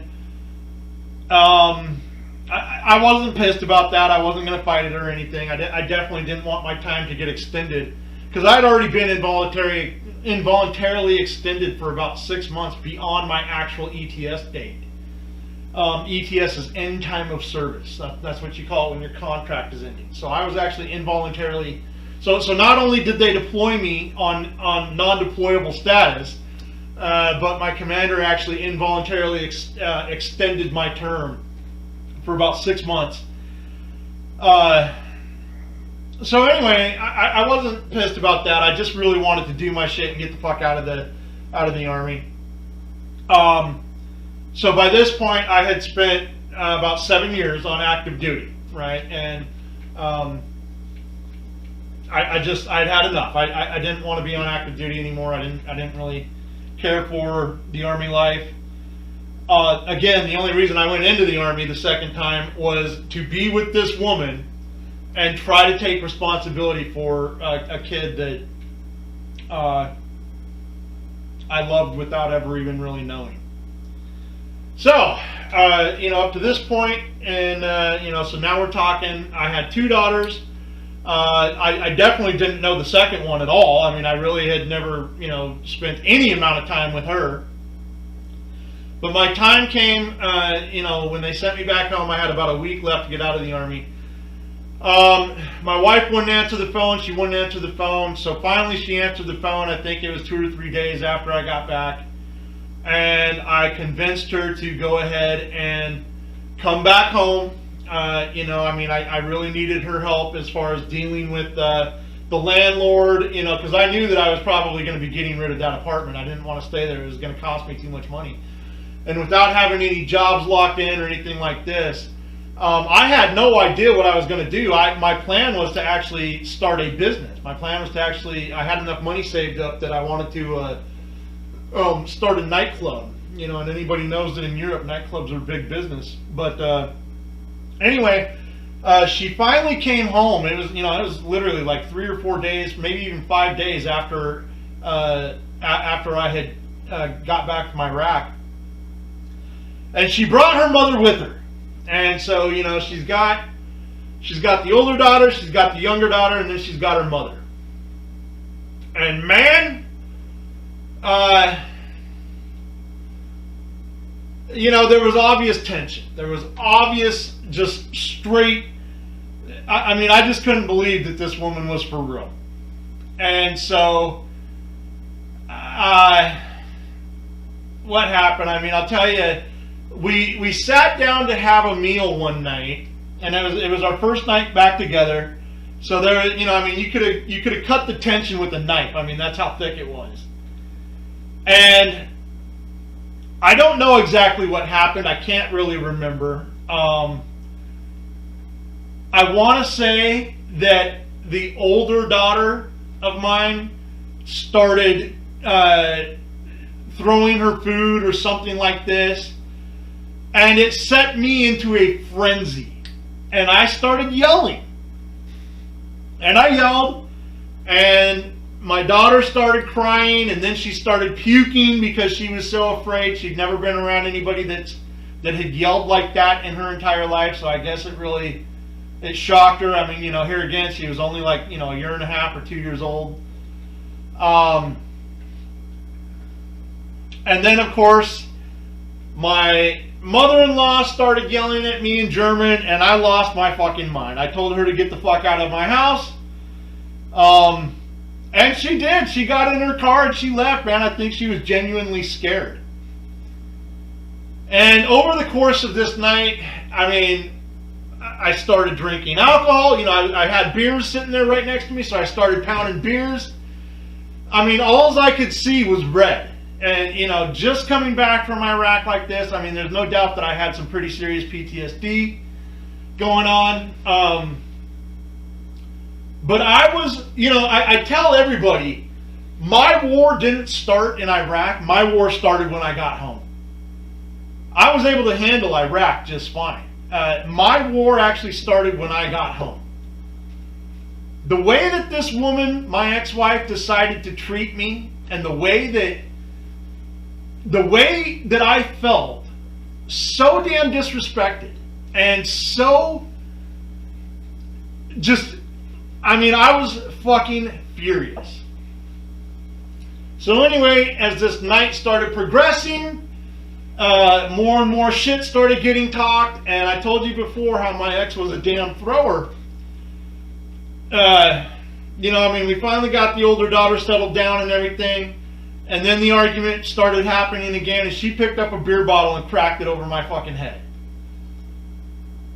And, look, I'll put it to you like this. I don't care where I'm at. I'm never going to allow a woman to assault me. So I put her down. And I put her down pretty hard. My head was bleeding. Obviously, she was pretty bruised up. Our neighbor just happened to be a German Polizei, right? A German police officer. He was in the top apartment and we were in the bottom apartment. And so he came running down And me and him were good friends. I don't even think he really knew that I was back yet, but he obviously heard the commotion and he heard everything going on, so he came down, and I let him in the apartment. I was like, hey man, you can come in here at your own risk. I was like, don't try to intervene because I'll fuck you up. And so he didn't. He came in, he made sure that she was okay. He talked to me for a minute, and he was like, dude, what's going to happen? And I told him straight up, I said, dude, I'm getting ready to leave. That next day was the day that I was physically signing out of the Army. So that was going to be my last day in the Army. So I told him, I said, listen, I'm going to go. I will be back in a few weeks.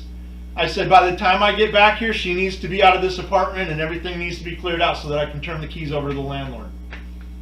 And he was like, all right, dude, no problem. He was like, I'll do whatever I can to help.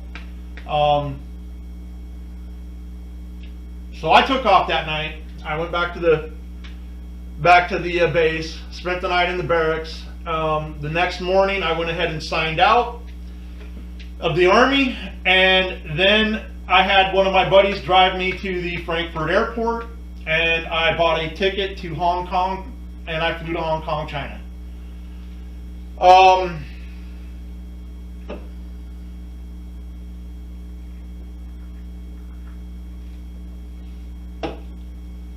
I was in Hong Kong for 2 weeks.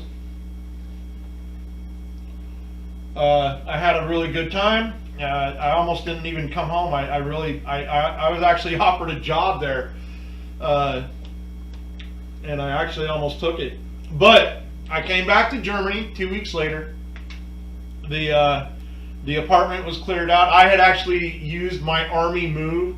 So, when you get out of the Army, you get a free move. And so I had actually signed up for them to come and take all of the stuff and move it up to her mother's house in North Germany.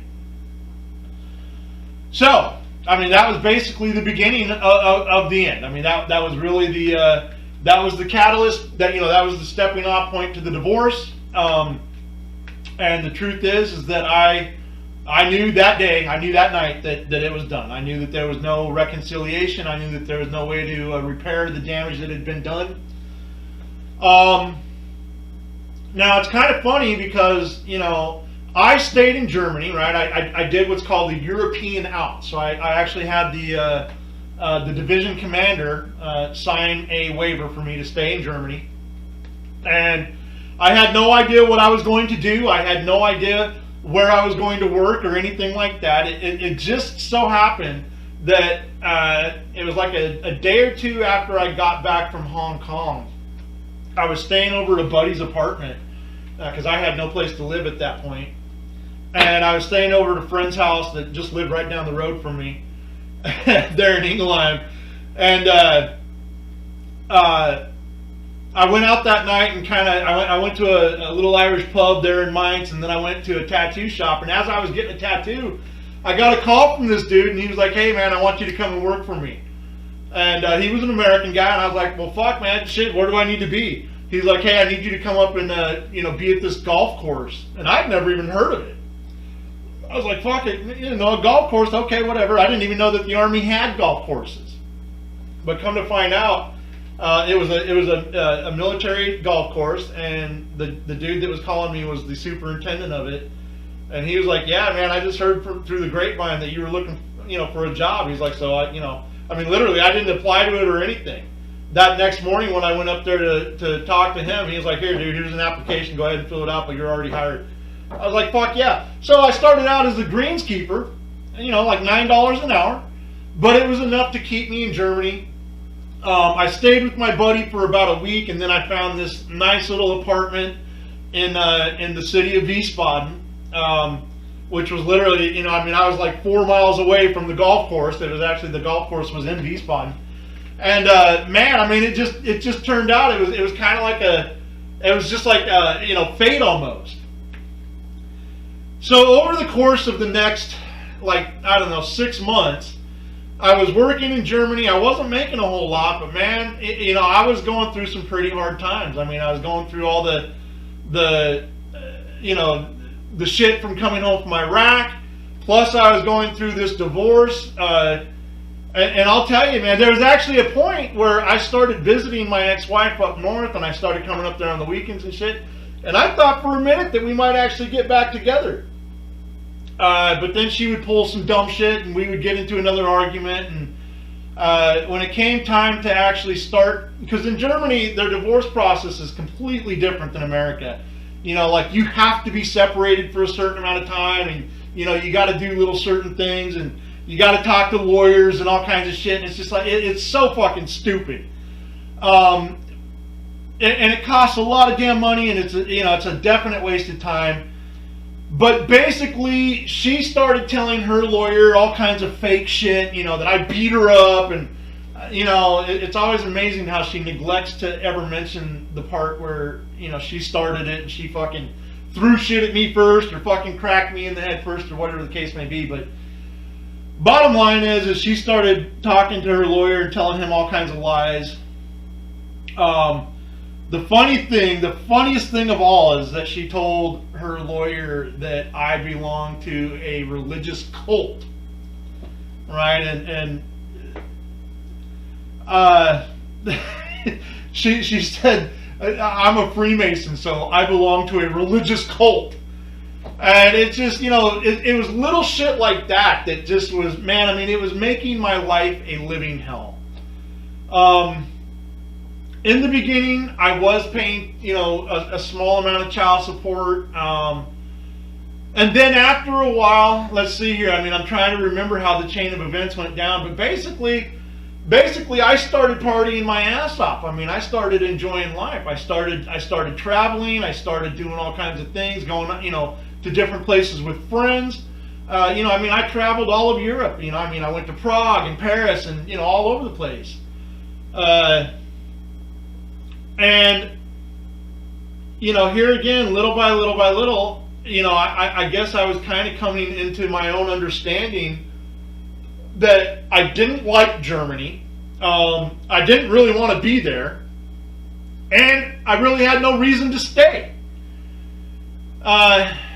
So after the divorce, now here's the thing. Now I'm going to make an episode about how real men should not pay child support and about how real men should not pay alimony. I'm going to make a completely separate podcast about that, and it's going to all be stemmed off of this conversation here.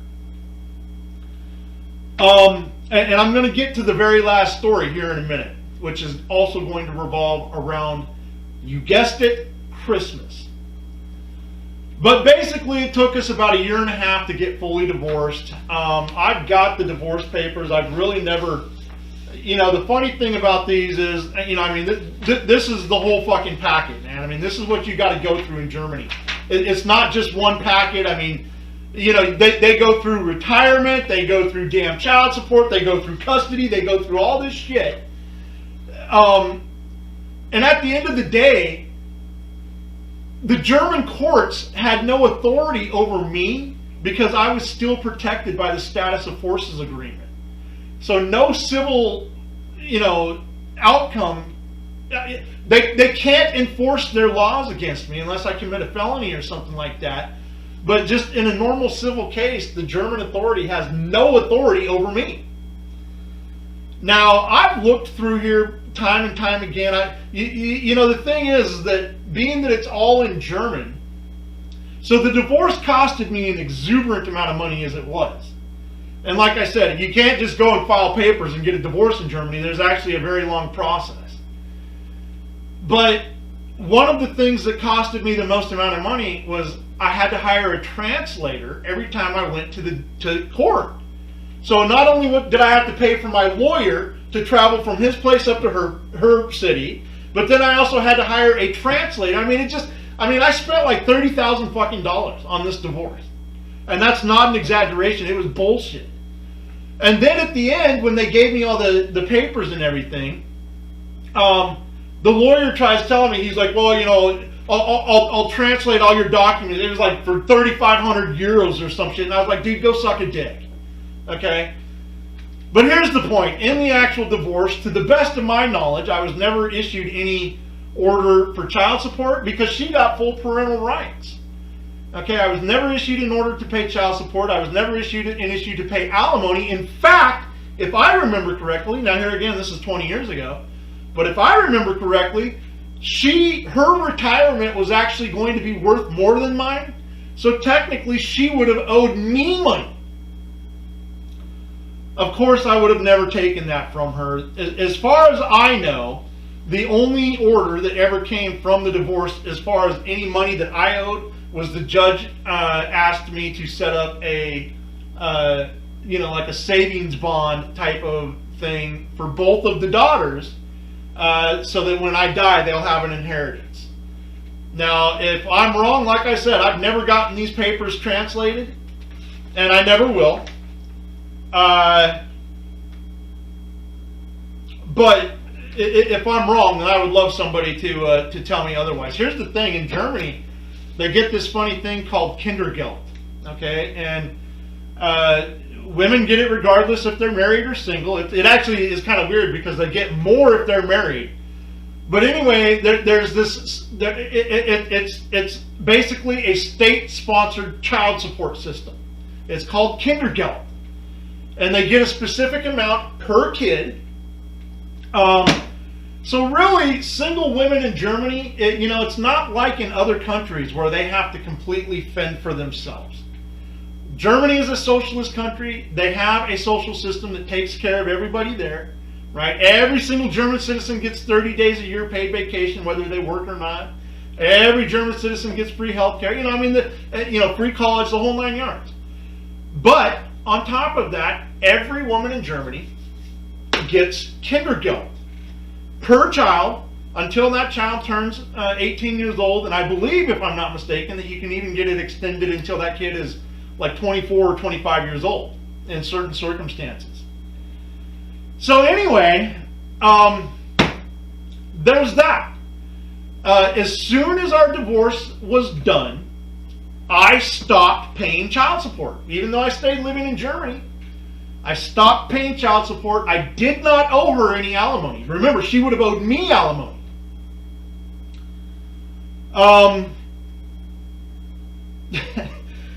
I continued to try to visit my daughters. In fact, we got to a point where she was actually letting me bring the older one down and visit and come and stay with me, once or twice on weekends.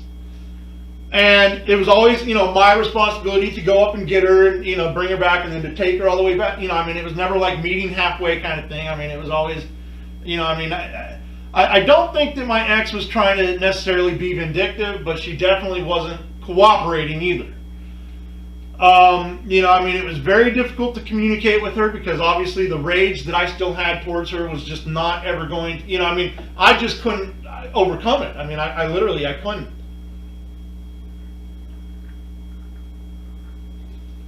And I really never got a chance to get to know the younger one.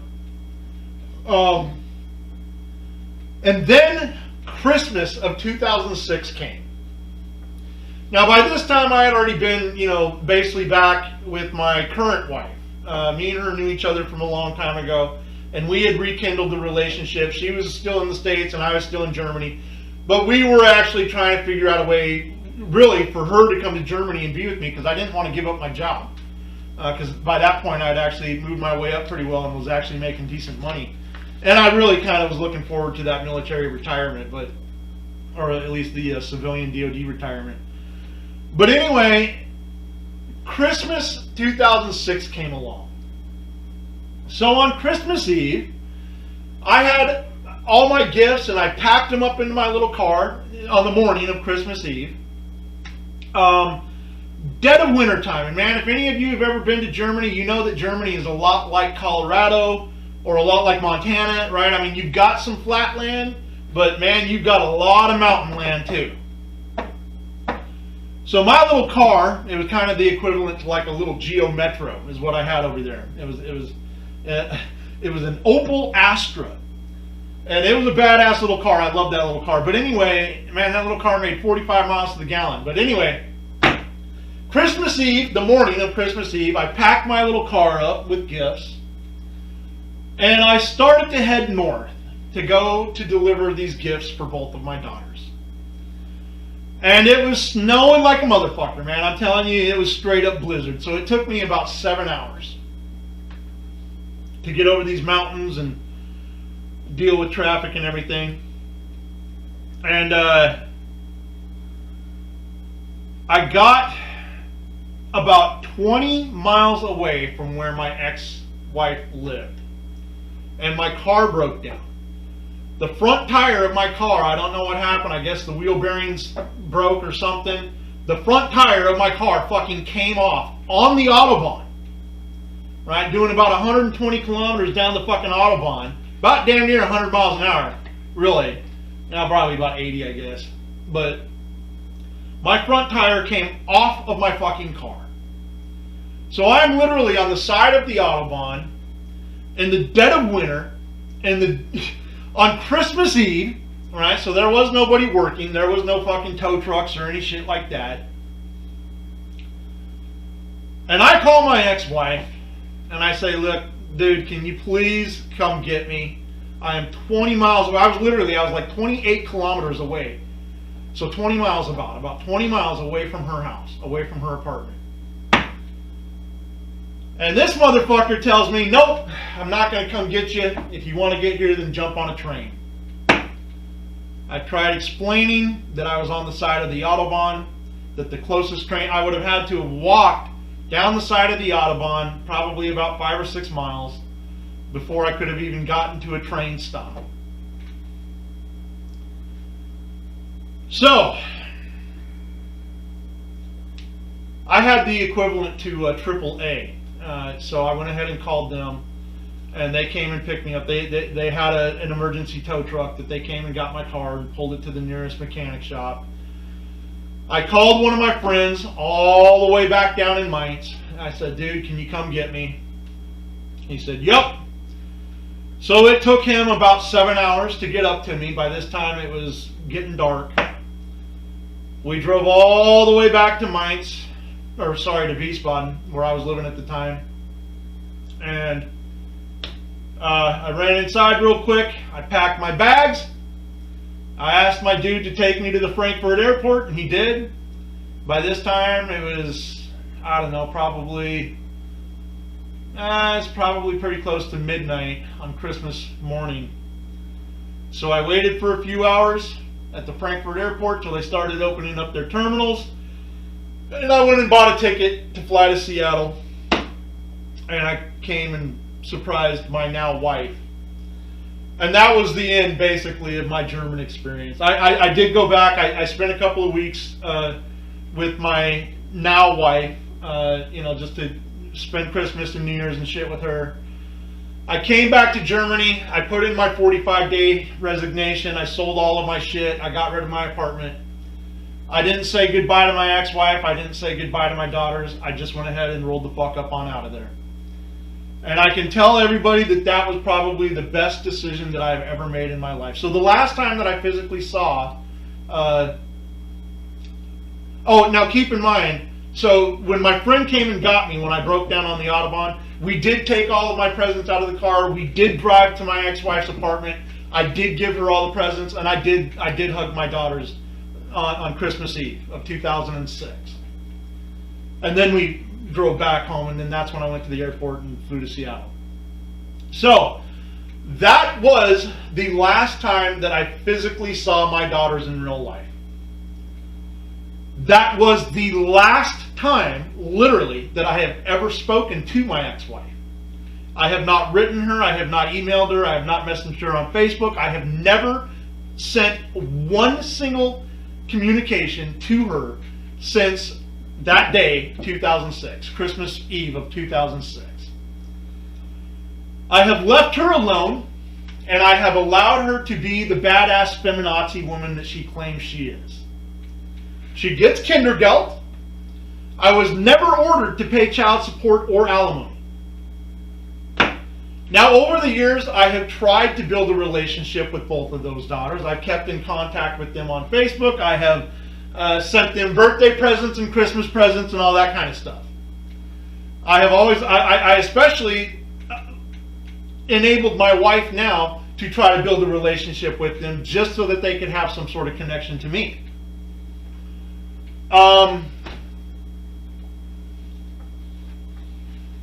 This is my version of the story. If somebody asks me, I will full-heartedly admit that I left Germany because if I wanted, man, I'm telling you, I would have put a gun in my mouth and I would have blown my fucking head off. That's how depressed I was. That's how badly it was affecting me. We didn't have any help back in the early days for PTSD and that kind of stuff. Here again, I was in a country where I didn't speak the language. Even though I had an American job and I was, mostly associated with Americans, I still was living in the German community. I actually lived in Little Turktown in Wiesbaden, Germany. It was actually a pretty scary place because they didn't fucking like Americans there. But I digress. The point is that in my mind, I was tired of my ex-wife playing her fucking stupid games. And that's what it was. It was a fucking stupid game. The minute that she decided not to come and pick me up on Christmas, I had never given her any reason to doubt me before. I had never given her any reason to think that I was up to some kind of shenanigans. So the fact that she decided to pull that bullshit, that was the only thing I needed to know that I was no longer going to stay in Germany. That was the last fucking thing I needed to know. Right there. That night was the night I made up my mind. And I remember talking to my friend about it. I was like, dude, man, I'm done. I told him, I said, look, man, you're going to drive me to the Frankfurt airport. I'm going to go spend some time with my new main squeeze. And when I get back, dude, I'm going to sell my shit and I'm leaving Germany. So that made a total of me being in Germany for about 6 years. Okay, minus the year. It would have been 7 years, except for the year in Iraq, right? And I'm telling you, that was 7 years too long. That was 7 fucking years too long. I should not have stayed in Germany longer than that first 6 months that I was there when I learned that I really didn't like it there.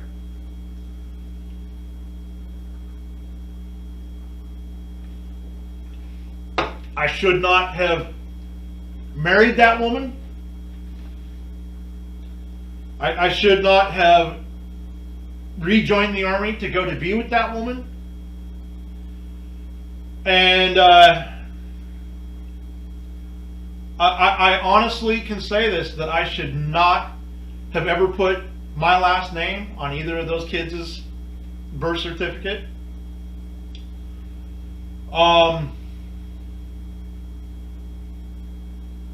I should have just gone ahead and gone my own way and moved on with my life. Basically that is what I did. After 2006, there again, after, that Christmas incident in 2006, that's when I knew right then and there that she was never going to allow me to be a father. She was never going to allow me to be a real man. And I just am not willing to play that game with anybody. Now, unfortunately, now there's 2 grown adult daughters that I have in Germany, and they're beautiful girls. They're so beautiful. But they've been raised by a single mother. They've been raised to believe that they don't need a man, right? They've been raised to believe that I'm the bad guy, that I just walked out on them. They don't know the story. And they've been raised to believe that I'm some kind of piece of shit that just abandons my obligations. I would love for them to read through these divorce packets. Like I said, I never paid the money to get these translated, but I would love for them to read the whole thing. Their mother absolutely lied about me, okay, saying things like I belong to a sexual cult and saying things like I beat her. I never fucking beat her. I defended myself against the abuse that she was giving to me. And I'm telling you, if it would have been any other place, if that shit would have happened in America where I wouldn't have been afraid of going to prison in Germany, man, I'm telling you, she's lucky she made it out of there alive. In the mind frame that I was in when I came home from Iraq, with all the things leading up to that, she's lucky that I didn't fucking kill her. Sometimes I wonder if that might not have been a better option, but I digress on comments like that. Because my life has improved so much now My life really is so great now that I would never want to imagine not having what I have now. And obviously that entire experience is what built me up to having what I have now. It's part of what inspired me to become a business owner and to be a great father to my kids that I have now. These two girls in Germany, they can hate me all they want, and someday they're going to want to know the real story.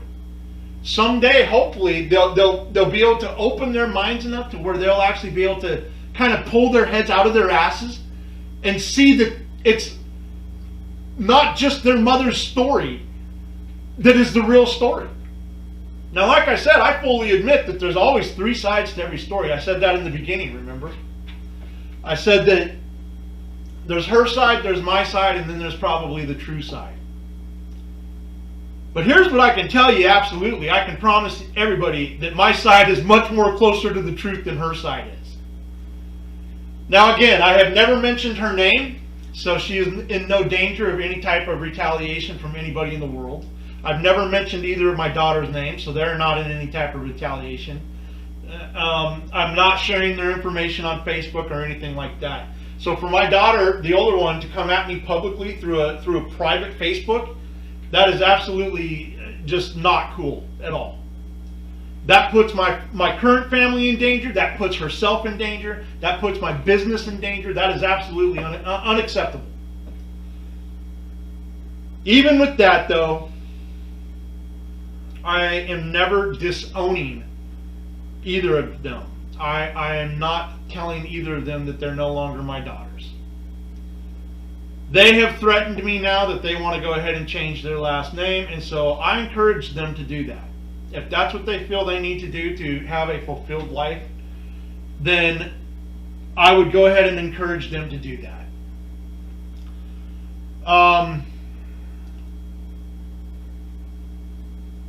Here's kind of the crutch of this. Okay, I do not owe them anything. The only thing I owe them is the opportunity to get to know me, and I provided that. I do not owe them child support. I do not owe them alimony, and I will never pay that. Real men do not pay alimony, period. And the only time that I'm even remotely okay with paying child support is if the man is the one who chooses to leave. And even that has stipulations to it, right? Even that has stipulations to it. Alimony and child support is one of the most destructive things that has happened in Western civilization. It is the reason why no-fault divorces happen. It is the reason why women choose to walk out of... Keep in mind that 80% of divorces are filed by the women. They're initiated by the woman. When a woman is able to get a free paycheck for the rest of her life, there is no incentive to stay married. And I want everybody to think about this because, again, I'm going to make a separate episode just on this subject. But I want everybody to think about this. If a woman chooses to leave her man, right? If a woman cannot handle it, or if a woman thinks that she should raise her children on her own, then she should be able to take responsibility for that decision. She should be able to say, damn it, I don't need anybody else's help. Here's the thing, my ex-wife has never remarried to this day, and the reason why is because there's no German man that will take her. Right? She's basically tainted goods. No German man is going to take on the responsibility of somebody else's kids.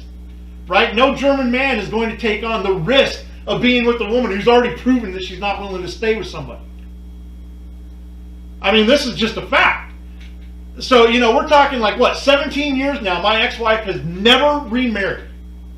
I don't know if she's dated. I've never talked to her about it. I don't know what she's done, but here's what I do know. I know that if she didn't think that she could do it by herself, then she should have figured out a way to stay with me, because I would have made sure that every single one of her financial needs would have been taken care of. She chose to leave me. She chose not only to leave me, but she also chose to take my daughters away from me. She told lies in court. She was able to get full parental rights. She convinced the court that I was going to kidnap my daughters and bring them back to America. I guess the judge didn't understand at that time that in order to bring kids from Europe to America, you need both parents' approval or both parents' signature on the documents that you got to have to do it.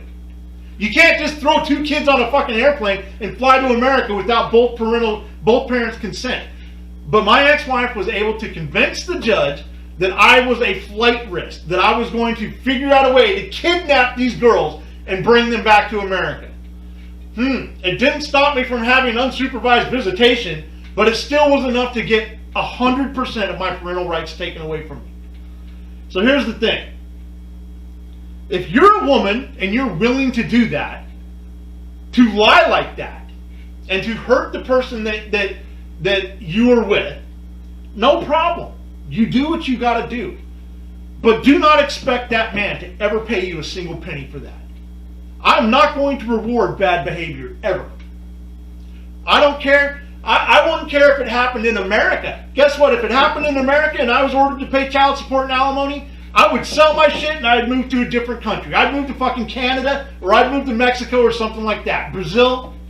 Because I'm not going to be forced to become a slave where I'm giving up fucking 50 or 60% of my damn worth to a woman who chose to fucking go against me. I'm not going to do it. And this is what both of these daughters need to understand. It's not like they were suffering in some third world country. Here again, they were getting kindergeld. That's a lot of fucking money. Their mother was working. You know what? Did she expect to just sit there and do nothing for the rest of her life? I guess so. I guess she expected to just sit there and get a fucking paycheck so that she never had... That's probably why she decided not to fucking tell me that she was off birth control in the first place. It's probably why she tricked me into getting pregnant to begin with. Because in her mind, she probably wanted a fucking payout. And yes, that is what I think of her. Our relationship started with zero trust. And yes, I was the dumbass for allowing it to continue. I was a young and dumb dude that, man, I was sinking with my dick, I'm telling you. But looking back, I can tell you that I do not regret a single thing. I do not regret not paying child support. There again, I was not ordered to by the court. I do not regret paying alimony. There again, I was not ordered to by the court. And now that my daughters have chosen to take this route, I am also going to cut them off of the savings bonds, and I'm not going to include them in any inheritance. So I don't think that they realize how badly they've just fucked up. But if they watch this video, they're about to learn.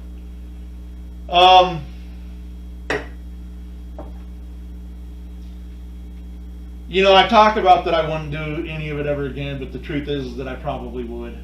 I truly believe that it's better to have loved and lost than to have never loved at all. And that entire experience really taught me a lot about myself. It taught me, you know, I mean, it put me into certain... I mean, I went to fucking war. I mean, like I said, I re-enlisted in the United States Army for a woman that got deported.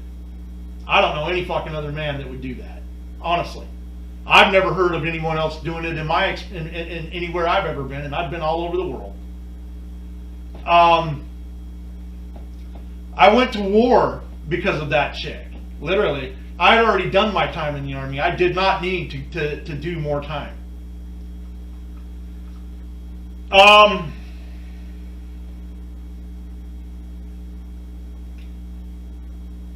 hope that this story can help some people out there.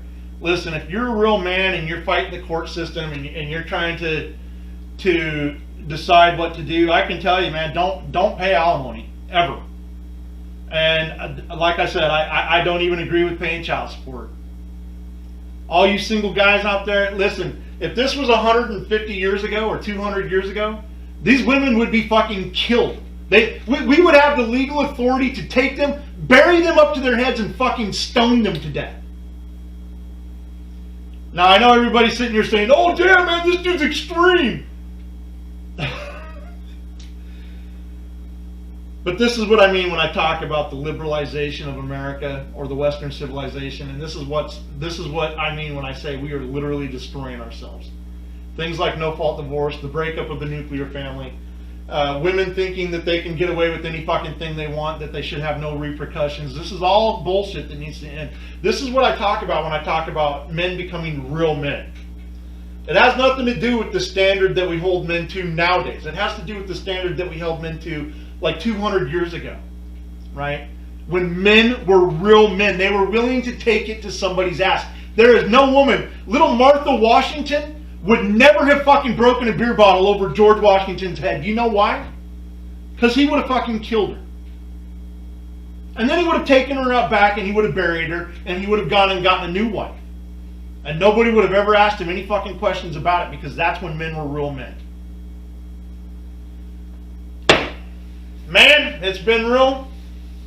Let me know your comments. Till next time.